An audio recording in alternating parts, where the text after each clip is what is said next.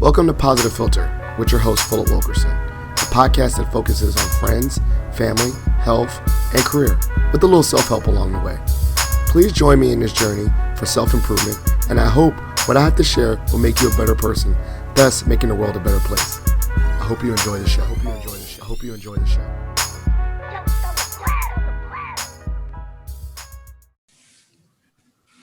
Hello, ladies and gentlemen, boys and girls. It's Philip Wilkerson back with another episode of Positive Philter. I'm joined by a special guest. Well, everyone is a special guest because they take their time to be on my show, but I'm joined by my colleague, Ann Garner. Now, before I let her do a little introduction, I'm going to do a little introduction of her. She's an amazing colleague, wonderful years of experience in higher ed, and just, serves as what we call a peer leader, because we're colleagues, but she's had wonderful years of experience, and I look to her for her leadership and guidance, and just advice at work. And so we're going to go into this episode particularly about her experience in her career, as well as her experience going and starting her career. But before we get started with that, Ann, is there anything you'd like to introduce or give the listeners a little introduction about yourself? Yeah, well, first, Phil, let me just say thank you so much for inviting me. I feel like this is a real privilege for me to have you interview me or talk to me about my experience. So thank you so much for doing that. I really enjoy being a colleague with you, and we've worked together now in higher ed. And I have, to your point, I do have a fair amount of higher ed experience, but I tell you, one of the things that I learn a lot is I learn a lot from my younger colleagues who are closer to the age of the students with whom I work. And so I value that collaboration a lot. It's really important to me. And so it's really, since I've been back at Mason, it's just been really enjoyable to work with you and everyone else on our team. Well, that's great. And so we're going to jump right into it. I knew I wanted to specifically talk about a group of students that I know, or just a student population that's very near and dear to you, which is the first generation student in the first generation experience. I'm going to be totally transparent. For me, when I met you and at, the tip of the iceberg of, they say, you see someone that's been successful, established, that you don't, my first instinct of you was not as a first gen student yourself. So please, take us back in this time machine and say, what that experience was, or what being a first generation student means to you. Yeah. It's a great question. Well, so it's really interesting, Philip, because, we talk about first generation students a lot now, right? Especially in the last couple of years, I feel like it's an area that the higher ed industry, if you will, is really focused on right now. NASPA, which is one of our professional associations, is doing a lot of research on. And I guess I never really thought of myself in that way, just because back in the day, so I'm going to really date myself here, but I was in college in the early 80s. And back then, it wasn't about that. It was just like you were on the same playing field with everybody else, and you just had to just kind of, do what you could do. I know my approach was always, I don't know everything. I'm going to try my hardest. And if I fail, well, I'm just going to get back up and get back on the horse, so to speak, and just keep going. I had done that like most of my life. And when I think about my experience as a first generation student, it's more reflective now that we know so much more about that population. But yeah, I guess I never really thought about myself in that way, but having now had this time, it's really caused me to go back and look at different areas of my life where I was at certain decision points, and I made decisions that had I had a mentor, had I had a guide, had I had someone to support me, I might have gone in a different direction. So, I'm not going to complain. It was a great experience. I'm one of those people that learns by failing. And so, overall, I'm really happy with how things have turned out in my life. But now that I know what I know, I really want to be a support to those students, because I do think it can make a huge difference to them. Yeah. And so going back in your time machine, I know dating you're Nova through and through, Northern Virginia, just like me. I wouldn't say I was born, but I would say raised, right? I can't say born and raised, but you are born and raised in Northern Virginia. I'm born and raised. Yeah. Yep. So when you were growing up, was going to college highly stressed in your family? Yeah. So, neither of my parents went to college or any sort of technical school or anything like that. They're both high school grads.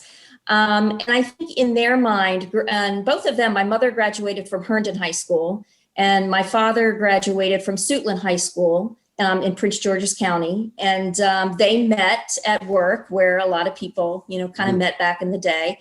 And, for them, they were able to be successful in their government jobs. Even with just a high school diploma back in those days. They were hired back in the early 1960s when they met and got married. And but they knew, kind of going through that workplace that they were in, that probably by, I would say, the mid 70s. So it was about the time that I started into my teenage years.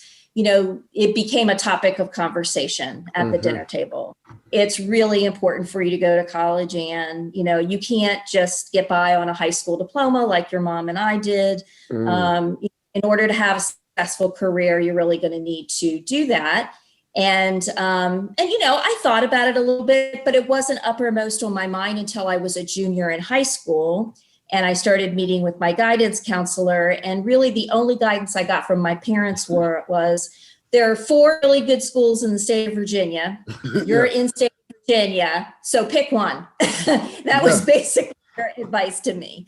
And so, so I really didn't have any guidance. I would say if I did point to anything where I did have guidance, it might be from friends. So friends I was in high school with, but they hadn't been through the college experience either. We were all in the same boat, but I listened to them and they did influence my path and my decision making. So you said, I guess peers were a great influence. And then obviously you went to college. So navigating that space as a first gen student yourself, and I know that maybe I could see now the gap being a little bit wider in a sense that maybe a larger portion of students were first gen. College wasn't as, let's say necessary, but as popular, I guess. So how did you, what did students do to navigate that for the first time? Was it hard? Did a lot of people drop out, around you in your circle? Or, just, I guess, because a lot of people were first generation students, I think, Yeah. Yeah, if that makes sense. So here's an interesting dichotomy, and I don't want to spend a ton of time on this, but I was raised Catholic, and it was really important for my parents to send me to Catholic school. So I literally went to Catholic school for 12 years, which, if you think about it, costs money, right? Yes, to be able to go to a Catholic school. And my dad worked overtime in his job to be able to afford to send me to Catholic school because it was that important to him. But imagine I'm surrounded by kids whose parents don't have to work that second job or that overtime to be able to afford it. And so the friends that were around me typically were pretty well off. Yeah. I'm not saying they were like really rich, but I mean, they were well off enough where I don't, as I look back on my high school years, my friends' parents had gone to college. Yeah. So they didn't have, that experience that I was having. And I didn't necessarily share that either. But there were some that were more influential than others, just because they had brothers and sisters, who had gone to college and they had kind of seen, the experience that they had along the way. So those are kind of the folks that influenced me. And that's why, and I don't know that I necessarily saw them really dropping out of the space. Although, had I known if any of them were first generation, it would be interesting to kind of see what impact they have had, either on, the colleges they attended or their ability to be retained and to graduate.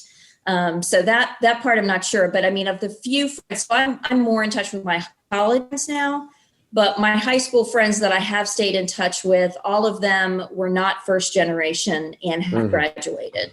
So. Yeah.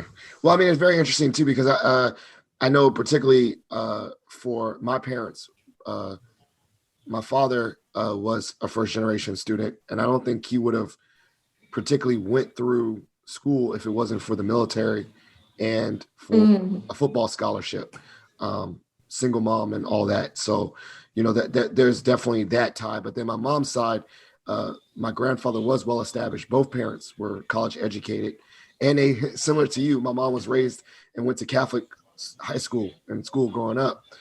So I think it was just that it was the automatic next step for her, just because of her high school peers, that you go to college. And so that's very interesting. I think one of the things I do want to ask is even I, with two college parents, still, you know, took out loans, and it just like didn't really know the process, right? But I could see a little bit of the blueprint. Like, I guess I know, you know, you're supposed to go and pick a major, all those things, because I could at least have those conversations.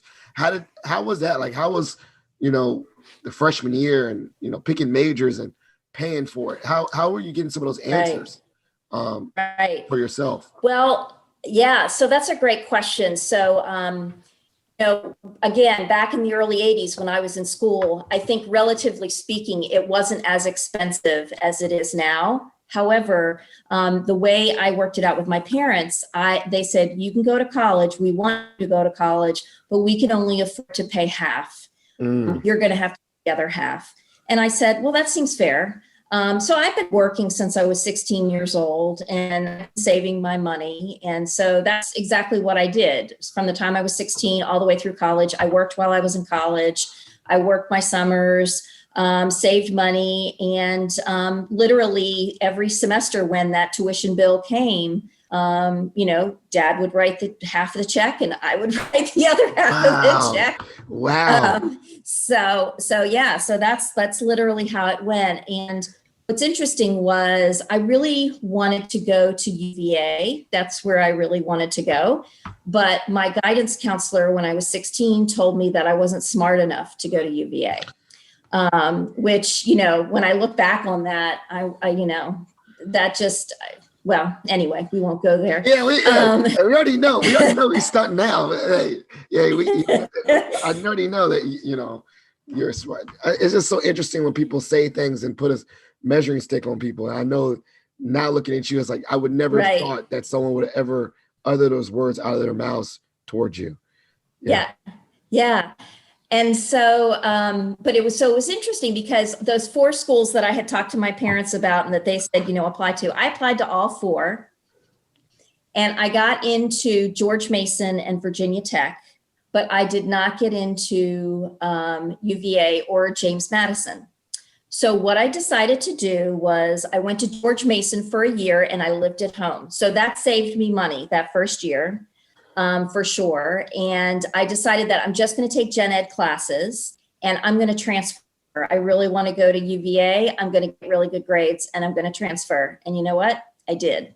So to me, that, you know, sort of knock me down, pick yourself back up, resilience that we see in a lot of first generation students. I feel like that I had that, like I was sort of born with that. And so what I did, and just wanted to say, I wanted to go back to my high school guidance counselor and say, see, maybe I didn't get in out of high school, but I got in and my diploma says UVA. So there you go. Should have started.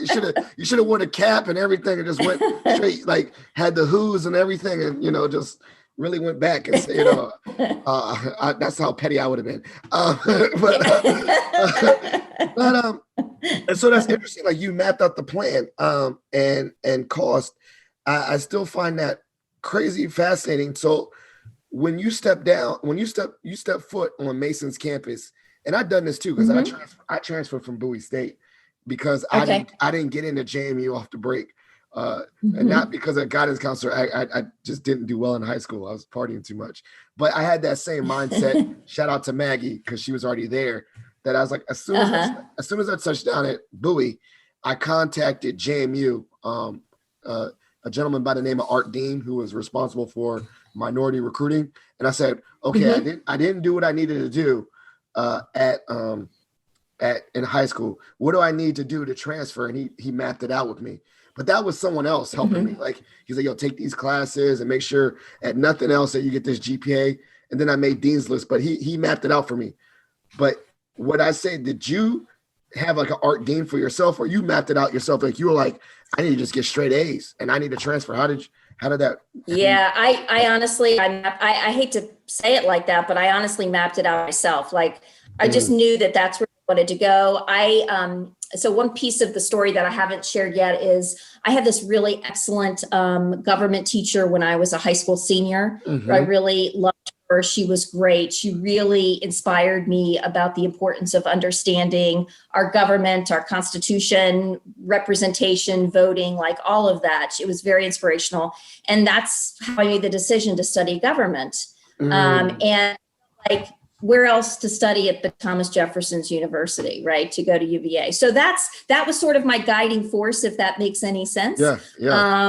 But I really did kind of map it out myself. And when I didn't have the answers, I did seek out, administrators and folks to kind of help me navigate, the higher ed bureaucracy, if you will. Yeah. But yeah, that's kind of how I did it. Okay, so when you touched down at UVA and you were interested in it, she inspired you, you studied government. What was your like what was your plan for government? Did you want to go into public service, or did you, yeah, like you studied, Yeah. was that your first major? You didn't switch majors and stuff? You know what? I didn't. But I'm also one of those people, and this dates back to that age when I was, 19, 20 years old, is once I made a decision, I stuck with it. Like I Mm-hmm. didn't change. And I was kind of the mindset that I really enjoy this. I'm going to study what I enjoy. I kind of in the back of my head that, I'll probably do something in government. I didn't think I'd want to go into public office or anything like that. But both my parents worked for the federal government. And so Mm-hmm. that was kind of in my genes, if you will. So I decided I would do something. But guess what? I didn't really focus on it. I didn't really even think about what I was going to do until I graduated, which, given the work that you and I both Yeah, do so right yeah, now, yeah. that's not the greatest of advice, especially during this day and age. But I did do an internship Mm-hmm. with the government for 2 summers, but that was just because I needed to make some money and my Mm-hmm. parents knew somebody. And because my parents knew somebody in government, which is where they worked, that's how they made the connection for me. But I honestly did not have a master plan. Now, one of the things I'm also thinking about is that, maybe necessary, I don't know how this transfers now or still applicable now, but for those students that have a lot of top focus as first generation students, whether they're Mm-hmm. paying for it or whatnot, don't get the luxury of a full college experience.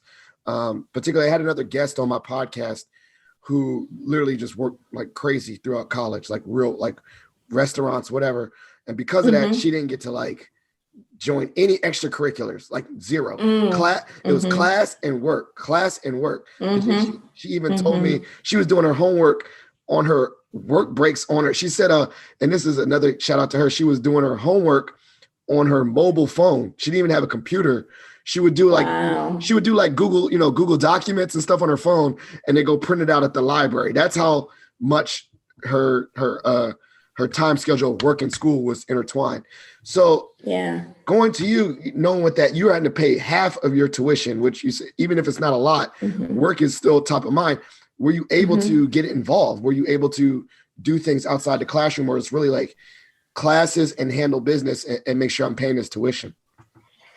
Yeah, actually, I feel pretty lucky that I was able to get involved. I did do 2 things. One, I was in a sorority, and we did a lot of service projects and things like that. I did not hold office in that sorority because there was, it's kind of like the way, what's it called? At George Mason, student involvement all the different student orgs and stuff. I was in a student organization at UVA where we did all the programming for the main student union building. Yeah. Okay. So all the so I was a co-chair with a young woman who I met through that organization. And so we had a budget and we programmed all kinds of activities and everything. And it was a really interesting thing. And it really made me wonder. That was kind of my first time where I was thinking, gee, I wonder if I could ever work for a college when I graduate. Like, this is really fun. Like, I'm really enjoying this. Yeah, so it was a good experience. I will say that the activities I was involved in, they took up some time, but not a ton of time, not like some of the things we hear our students doing today. And so I did work while I was in school. So usually like one night a week and one full day on the weekend, like a 10, 12-hour day on a Saturday, or like 1 or 2 evenings a week. I would work at a restaurant that was local. And then again, as I said, I did those internships and stuff during the summer where I made pretty decent money. So I was very lucky. I was able to, pay that half of that tuition. So. And then also live a full college experience. Yeah. Right. I really felt like I did. Sure, there were things that I didn't get a chance to do that I really would have liked to have done, but it's fine. When I look back on my experience, I really feel like I really enjoyed it a lot. So just transitioning from that and you graduated, how was setting the tone and looking for a job post grad life for you? I guess, but you still had parents working in the government fully established, but just still, how was that process? I'll be very curious. Did you actually go to the Career Center at the end and get the resume looked at, or whatever? Yeah. So here's how that goes. So back in the 80s, I think they had like 1 or 2 people in their Career Center. And I did have a resume review, but basically what they did was they had something, remember like our on-campus interviewing program at Mason, had a similar program at UVA. And they did this thing, you would go into the student union building and they had a room set up and you would do a resume drop and you literally physically would drop your resume in a box. Oh, wow. Okay. Like the company's names were on the boxes and so the companies you wanted to interview with, you dropped your resume in the box. And then the company representatives took those, looked at them. And then if they felt like you would be a good fit, they got in touch with you. Okay. So that's how that worked back in the day. Now, what do you think it was like? I mean, maybe, I don't know. The only thing I was thinking about, like random sample size, like when I scratch out my name and say like, mine is pretty white or Eurocentric, but I'd be curious, like if I could scratch out my name and throw them in a bunch of boxes, like a blind taste. Yeah. I don't know, because that's like, wow, that's a really curious experiment. Now I wonder, I bet it could still work if we took all our identification off, but we still had our skills on there. I wonder if that could be a crazy practice, because that was, I don't know. Yeah. No, I think you're right. Back in those days, I would have even thought about, of course, with, my privilege, if you will, I don't know that I really would have even thought or considered that, but I sort of am curious about that too. I wonder what would have happened with that, because certainly the research is showing now that definitely has influenced recruiters in the past in the decisions that they made. But yeah, no, that would be really interesting to see how that would have turned out. Yeah, but so it was so obviously you got a job, but how did you navigate like even that, like from that process of getting your resume reviewed, which obviously you got an interview? How did you prep? Like, how did you know to get prepped for the interview and then do well? It just seems so the guidance part is so interesting to me. Right. So you'll laugh at this probably because I don't think I've told you this story, but I did get selected by one of those companies, and it was called the May Company, and the May Company was sort of the parent company for Macy's and Hecht's, and I interviewed for an assistant buyer role. which I sort of knew what that was, but I wasn't quite sure. And I'll tell you, when I walked into the interview, I had, my mom had gotten me a suit just in case I got an interview. But when I sat down, the interviewer asked me if I'd like a glass of water. And I said, sure. And that was a big mistake because, Phil, you know that I talk with my hands, right? So I'm sitting there in the chair, starting off with the interview, and guess who turns the water over on top of the desk? Oh, that okay, would be yeah. Yeah, so needless to say, yeah, that would be me. So needless to say, I did not get that job. Oh, I thought That was one of those failure things that I learned, like, don't ever do that again. you know, it's funny. It's funny the whole time when you said like, you know, it's like, you know, when they asked you for water and you said, sure. I was more thinking like way too deep into it. Like, are you not supposed to take the water? like, no, is that a test? You know, is that a real test? Yeah, know? maybe. Like, yeah, I like- mean, who knows? It could have been. No, It could have been. But so either now way, I'm scared. I So- either way, I failed terribly. Now I'm be But, scared to drink water at an interview. Like, you know, like, like, do you need water? Well, No, I was going to say, I was prepared. I drank before I came here. right. Oh, wow. Well, now I was going to say, now if I have an interview or anything like that, I sit on my hands. So I'm not doing my whole hand motion thing, which I tell students not to do anyway when they practice. But no, the way I got my first job was through my internship. I got connected. My dad, again, had another colleague within the organization. He basically told me, he said, you know what, we can hire you, but we really want you to get a graduate degree. Oh, So wow. if you're willing to go to graduate school, which by the way, I did not want to go to graduate school at that point, but he said, if you want to go to graduate school, we will help you pay for it. And you can work here 30 hours a week. And let's see how that goes for a couple of semesters. So I was like, okay. So that's what I did. It was too late to get into graduate school fully in that fall after I finished undergrad. So what I did was I became I can't remember what the name of it is, but it's like it's like a student who puts their documents in, but it hasn't gotten a full review from the department.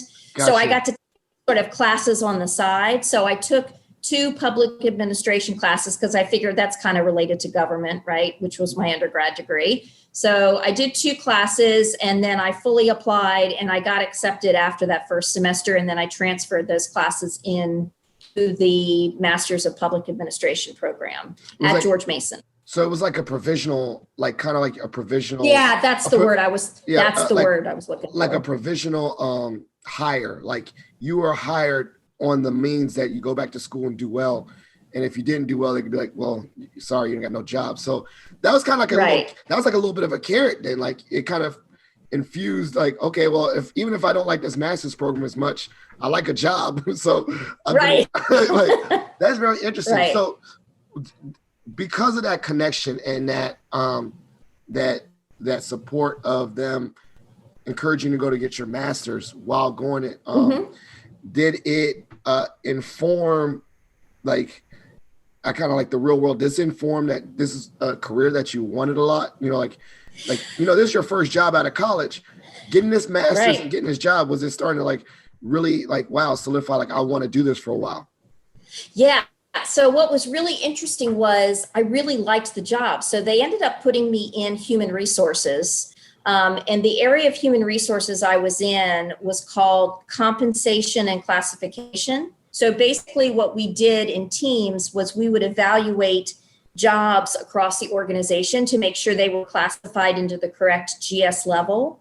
And then also making sure that they were compensated appropriately. Well, Philip, I didn't learn anything about that stuff when I was in school. So literally it was on the job training while I was going to school and then doing this job 30 hours a week. But I really enjoyed it. And I did enjoy it because I got to talk to people and I love working with people, right? But I also got to do research and analysis and some writing, which kind of just took me back to my college days. Okay. And I was like, well, I can do this. I can do this. So lucky for me, I ended up liking it. And this is what I tell students a lot is sometimes you don't know if what you're going to pick is exactly what you want. Sometimes you just kind of have to happen into it, figure out what you like about it. And then if you love it, that's great. If you don't, you can move on. You don't have to stay with a job forever. So, but I happened to luck out. And I ended up staying there for about 15 years. Working in the human resources area, and then I shifted into career development later on. But yeah, that's kind of how it got started for me. I want to talk about that pivot. So, what was the spark of leaving that kind of structure and system? I mean, you could have done it forever. GS retired GS. I don't know what the highest level, something teens, right? I don't know, but you didn't. So, where was the catalyst to change that industry and leave? Yeah, no, that's a great question. So I had worked in the career development area in government for about 5 or 6 years. And then I had one kid already, and I ended up having another one. And they were both, my daughter was in kindergarten and my son was, less than a year old. And I just made the decision that, they're not going to be this little forever. And it'd be nice to kind of stay home with them for a little bit. And it would also give me a chance to say, hey, I really like this career development stuff, but, I'd like to try a different industry to use those skills in. Because one of the things I found in government is that a lot of the people with whom I worked did not want to make any sort of major changes in their life because they had a mortgage, they had kids, they had pressures. And I thought, well, what better way to influence change in people than starting when they're younger, like in college? And so that's what kind of led me to pivot to try higher ed. And there was a woman that I knew from getting my master's degree at George Mason, which, by the way, I didn't end up getting it in public administration. I did the MAIS program at George Mason. So I shifted. So the MAIS program is the Master of Arts in Interdisciplinary Studies. It's basically a build your own program. Okay, that's myself. Okay, yeah. Yeah, so I focused in counseling and training is what my focus area was. And I just loved it so much. And I wanted to try it with a college student population where I thought I might have more influence in terms of, being of support to them. And, as we've been talking about the first generation topic, I feel like it can be even more helpful because first generation students are really looking for mentors and guide. And so I feel like that's what I was missing, when I was younger. And so I really love that aspect of my work a lot. So how was that pivot? You just looked at the colleges. I just did it. I'm just saying, you just looked at the colleges in the area and said, okay, I'm going to, I love it. Basically what I was doing was I was staying home with my kids, and then I got introduced to, and I don't know if you remembered Ginny Wheeler. So Ginny Wheeler used to work in George Mason's Career Center, and she was in charge of all of the university 200, 300, 400 classes. And so my friend who I knew from my master's program, she introduced me to Ginny. And so Ginny said, why don't you start teaching a class? So I did. I started with university. It was 200 back then, but 220 now. Yeah. And did that for about 2 years, where I would teach 1 or 2 classes a semester. And so that way, I got used to the college population, right? I got used to working with students. And then after that, a part-time job in the Career Center came up, and I applied. And actually, our friend and colleague Charlotte did as well. And that's how Charlotte and I met. We both applied for the 2 part-time jobs, and we started at the same time.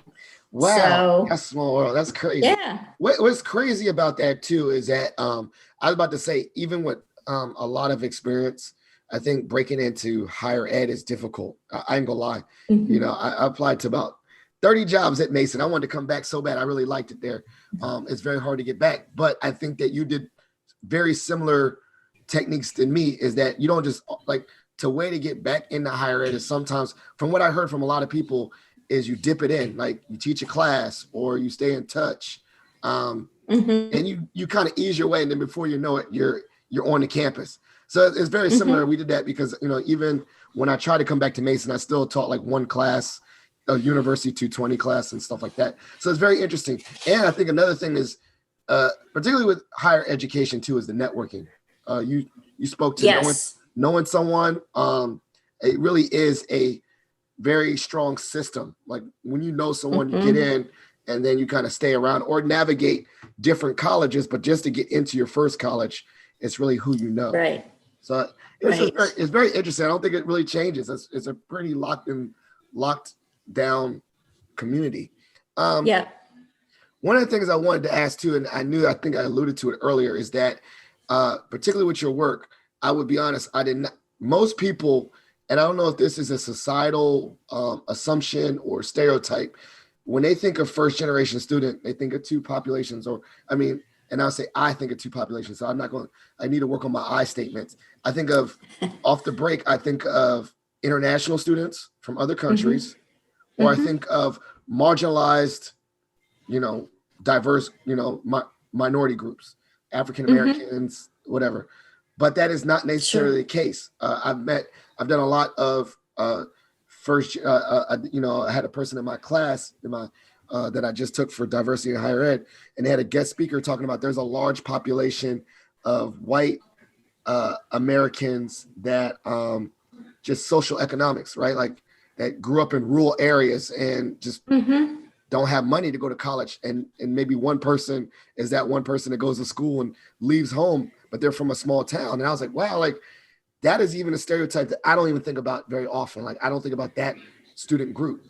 So for my question for you is, have you ever gotten that assumption? Like, you do a workshop and you wear the badge that's like, I'm a first gen student too. And people look at you like, what you mean like that? Do you ever get that? Have you ever had any instances like that?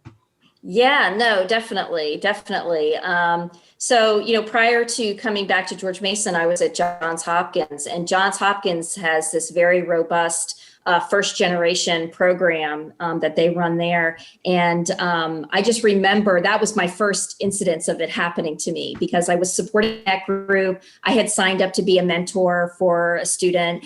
And so I was talking to that student, and it was a young man, 20 years old, African-American from Detroit. And yeah, so he's coming from Detroit to Baltimore. And he just looked at me and he said, I'm not trying to be disrespectful or anything, but why are you assigned to me? Why are you here? We got to talking about our individual interests. And so it looked like the reason we got paired together was we both loved political science and government. We both loved history. We found out that we both grew up on Motown music. I mean, he was from Detroit, right? And I know that's all my parents would listen to when I was growing up. So we were comparing songs and things like that. And we just found that there were other things that we had in common that when we just looked at each other, it was sort of what am I going to have in common with this student? And it was a great relationship. I mean, we worked together for about 2 years, and then I ended up coming back from Hopkins to George Mason. And I've run into it a little bit at George Mason, more with the student organizations with whom I work and pairing them up with employers. I've had some students say to me things like, oh, I don't know how to talk to an employer. Can you tell me how to do this? This is all new to me. And so we'll talk through it. And they're like, wow, that's so amazing that you know how to do that. I bet this has always been easy for you. Yeah. And I'm like, no, no, let me tell you a little, I don't like to sort of overpower students with my story. But I share a little bit just to try to make my work with them a little bit more, maybe more authentic, so that they know a little bit about me. So I have shared that with students, and they've been surprised. So, but everybody's been, at least in the last, like I said, few years that I've shared that information, people have been very respectful, about that, but surprised. So yeah, and that's definitely, like I said, I think, normally when people ask, I think we're full human beings. We bring our full human selves to work, but also I'd be totally transparent that it also informs certain identities that we support.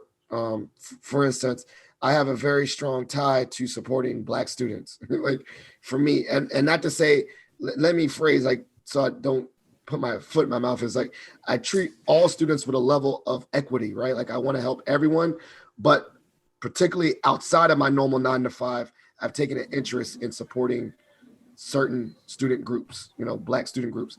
And I've also seen that you treat all students equity, with equity, but you also have gone out of your way for that population as well, outside of your normal 9 to 5 with the extra work. And so can you speak to that? Is that like one of the motivations, right? Like, like this is someone I used to be, this is why I want to help this group. Yeah. Yeah.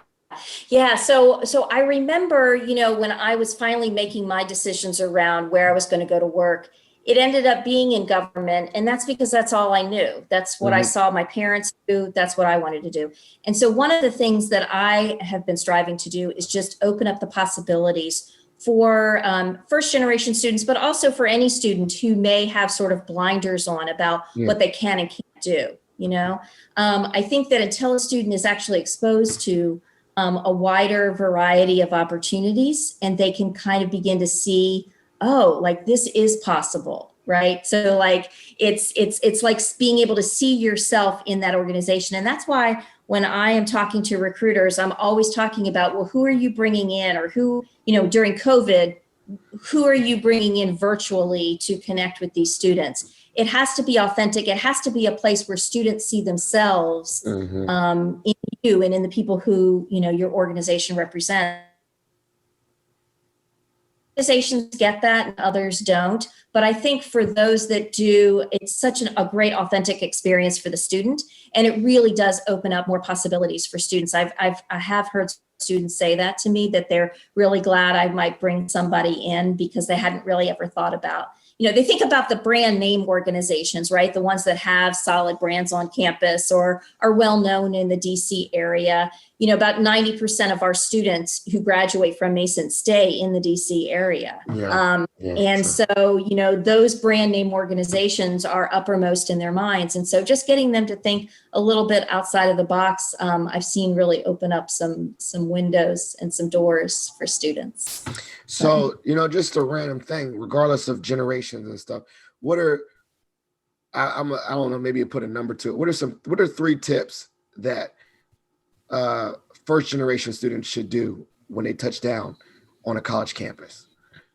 That's a great. So I think one of the first things to do is to, and I'm going to sort of put this in air quotes, but find your people. Yes. And so finding your people could be, if you're living in a residence hall, maybe it's people on your hall, particularly if you're in a living learning community like at Mason. Other schools like Mason have first generation groups.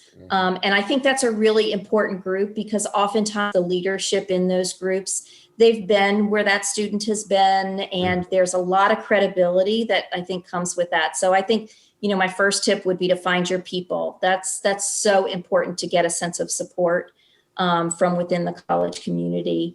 I would also say, open yourself up to new opportunities. If you were like me and you were sort of set in a particular mindset about like what you were going to study, open up and, consider other options, do some exploring and seeing what's out there, because that's really what college is all about. So if you're going to put the time and resources into the college experience, really, really get out there and take advantage of that and explore a bit. So that would also be, and then, my third tip is really around making connections with faculty, administrators, people who it might be a little scary to do that with, but, you may be wanting to go to graduate school at some point and you might need a recommendation, or, you may, really benefit from the experience that a faculty member has and how they might be able to support you during your 4 years. You get a different type of support, I feel like, from faculty, from administrators than you do from your people, which was the first tip. So I just think making those connections is really important. So those would be my 3. I love those tips. I wrote them down too. That's like I mean, you already, whatever. I know that you probably do a workshop. I must, put those 3 tips and put quoted by Ann. So Right. I did. I know you're a little nervous on the show, and I sent you some questions, but I got a surprise for you. We got the segment of my show called Shot for Shot, meaning you get to ask. Oh, okay. You get to ask me any random question, and I get to ask you any random question, not even related to the show. Do you want to go first, or I go first? You go first. All right. So, I mean, you say you went to the real Virginia. It was at real University of Virginia. We had that little rivalry with JMU. But Yes. This is a random. What is your favorite UVA sport to watch? And Basketball. I was about to do it part 2. I knew that was quick. Basketball. I was about to say, what was your favorite? What was your favorite? What is your favorite UVA basketball history moment? Sports moment. So this again is really dating myself. And for those of you who are listening who may not have ever heard this name before, I went to school at UVA when Ralph Sampson was there. Oh, yes. And Ralph Sampson was like the big man in the 83-84 time frame. And, he was like 7'6" or 7 foot. I mean, he was huge. And I think he went to the Houston Rockets, but he was amazing. And I got to watch him play at some of like the ACC championship. So, so that was kind of like a big moment. Also, we was about to say, we discussed the memory. I was about to say, I remember I told you my mom went to medical school at UNC. And you said, didn't you say you saw or Jordan and them play one time? I've seen Michael Jordan and Ralph Sampson play against each other. Yeah, and that was before they were like big deals. That's when they were in college. So yeah, it was pretty amazing. But of course, UNC beat us. So they usually did. You was quick with that question. I was like, what's your favorite sport? Basketball. That was quick. It is. Oh my God, it is. It's like college basketball is like my all-time favorite thing. So. They made a resurgence. They've done pretty well in recent years. So I got and they win multiple other championships in lacrosse and other sports. My father-in-law went to UVA and played soccer there, so he's all about the who's. So there you go. That was you was quick with that. That was it. Okay, what's your question for me? Okay, so you have 2 little boys. And I'm curious, what is your most favorite thing that you like to do with them that kind of like takes you back maybe to your own childhood? Well, right now, currently, is very interesting. I know this sounds really boring and gamer, but my son got the Nintendo Switch, right? To play Nintendo. He's 5, Bennett. Mm-hmm. But it has the ability, like, one, you can play Mario, which is what I grew up on, even the new Mario. But he downloaded this little thing, and it has like the old games, like the ones I played on Super Nintendo. And so I've been playing that with him and getting into Pokemon and all this other stuff. And my wife is like, I was never a fan of these video games, but it's like I could like actually like just play it and keep up and tell them what it is and play Mario Kart and all that stuff. So at this moment, it's playing Nintendo with Bennett. I would say when they get a little older, it's gonna be just push-up contest and stuff machismo. Like he likes to already race. He already likes to race me. I'm actually okay. I can beat him now, but I know they're both gonna be like athletically gifted. Like I need to get back in the gym and get stronger because I know Miles is gonna be strong. So yeah. Are they both pretty competitive? Oh, with each other already? Yeah, like that's crazy too about boys is that Bennett is 5 and Miles is 2 and some change, right? Yeah, 2 and some change. And Miles has accelerated and caught up. He could try to do things that Bennett does that's 5. So it's one of those things where I think that Miles is going to be, I think, a better athlete in my mind because he tries to keep up with his older brother. But they already try to race a little bit. They already try to wrestle a little bit. I feel like it's almost like a cage match waiting to happen. Like I just gotta just wait. They're gonna compete with each other. Yeah. They already compete for my wife's attention. If one's getting hugs and kisses, the other one pushes out the way. So they're definitely gonna compete. They don't compete for my attention though, I tell you that. Well, that may change over time. You never know. No, they both want mom at the same time, but they're gonna be competitive with each other. But also what I've noticed too is that even when they're competitive with each other, they're even their own little crew that no one else can mess with them.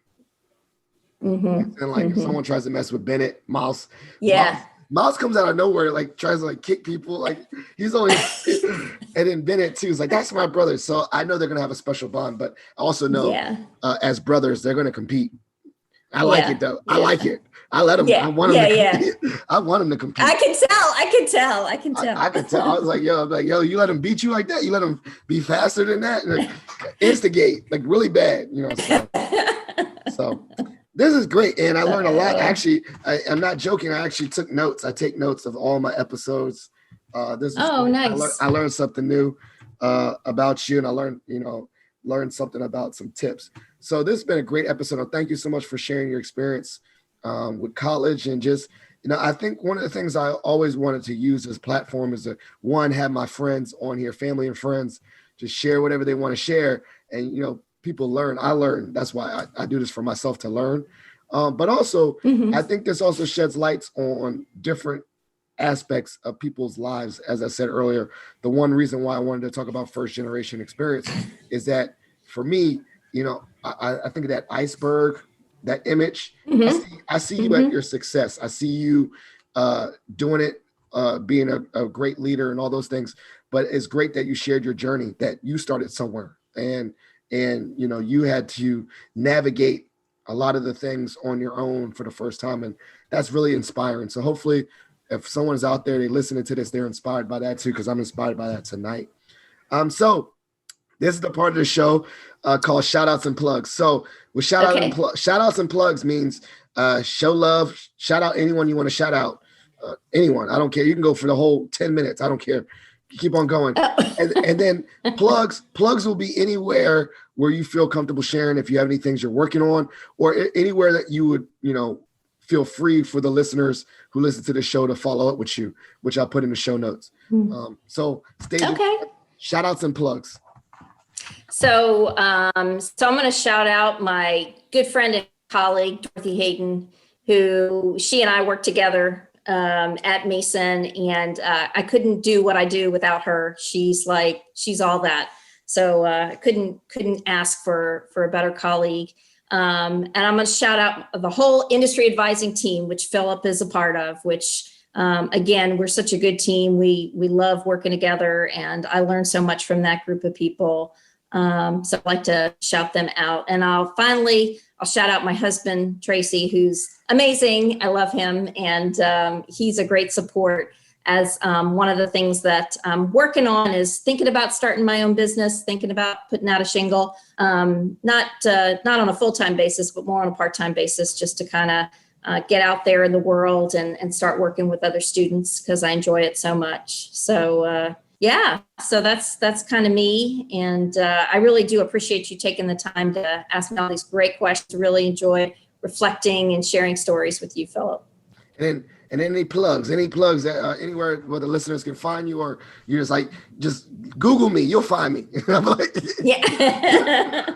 Well, you can find me on LinkedIn. My name is Ann Garner, and you can find me on there.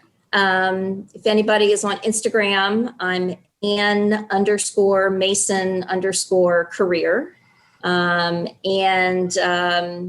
At on Twitter, I'm at Ann Garner ACC, which is my coaching certification.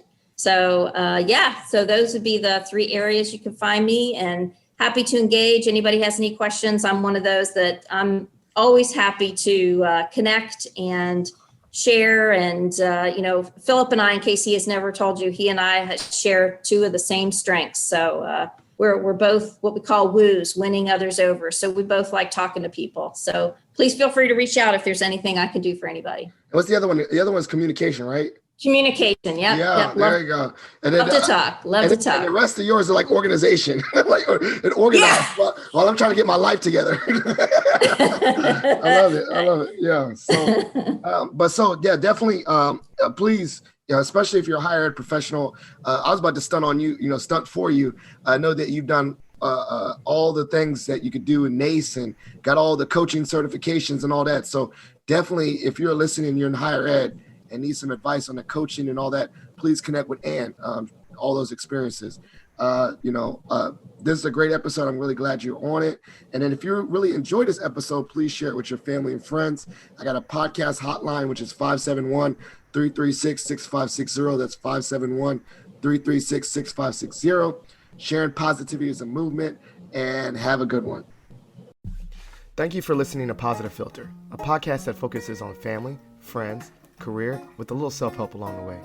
If you enjoyed this podcast, please share it with your family and friends, and like the Facebook page, Spreading Positivity a Movement. Thanks for listening.